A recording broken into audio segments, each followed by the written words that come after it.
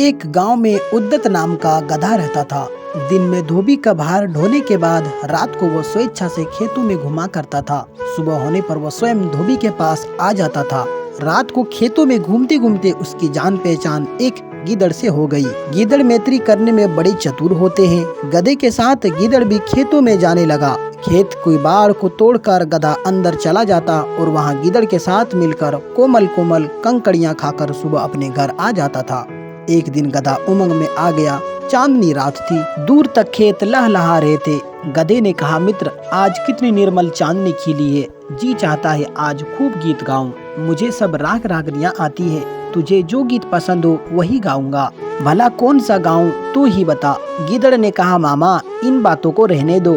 क्यों अनर्थ बखेरते हो। अपनी मुसीबत आप भुलाने से क्या लाभ। शायद तुम भूल गए कि हम चोरी से खेत में आए हैं। चोर को तो खांसना भी मना है और तुम ऊंचे स्वर में राग रागनी गाने की सोच रहे हो। और शायद तुम ये भी भूल गए कि तुम्हारा स्वर मधुर नहीं है। तुम्हारी शंख ध्वनि दूर दूर तक जाएगी।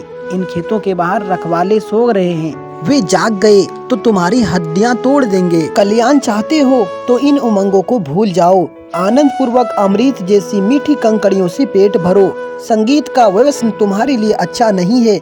गीदड़ की बात सुनकर गधे ने उत्तर दिया, मित्र, तुम वंचर हो, जंगलों में रहते हो, इसलिए संगीत सुधा का रसास्वादन तुमने नहीं किया है, तभी तुम ऐसी बात कह रहे हो। गीदड़ ने कहा, मामा, तुम्हारी बात ही ठीक सही, लेकिन तुम संगीत तो नहीं जानते, केवल गले से ढींचू ढींचू करना ही जानते हो।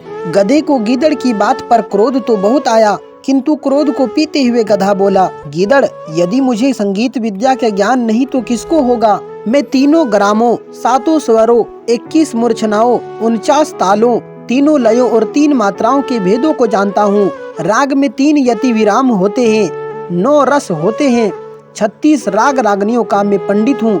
40 तरह के संचार व्यवचारी भावों को भी मैं जानता हूँ। तब भी तू मुझे रागी नहीं मानता, कारण कि तू स्वयं राग विद्या से अनभिज्ञ है। गीदड़ ने कहा, मामा, यदि यही बात है तो मैं तुझे नहीं रोकूंगा। मैं खेत के दरवाजे पर खड़ा चौकीदारी करता हूँ, तू जैसे ही चाहे गाना गा। गीदड़ के जाने के बाद गधे ने अपना आलाप शुरू कर दिया। उसे सुनकर खेत के रखवाले दांत पीसते हुए भाग आए। वहाँ आकर उन्होंने गधे को लाठियों से मार मार कर जमीन पर गिरा दिया।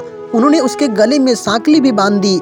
गधा भी थोड़ी देर कष्ट में तड़प देने के बाद उठ बैठा। गधे का स्वभाव है कि वो बहुत जल्दी कष्ट की बात भूल जाता है। लाठियों की मार की याद मुहूर्त भर ही उसे सताती है। गधे ने थोड़ी देर में सांकली तुड़ा ली और भागना शुरू कर दिया।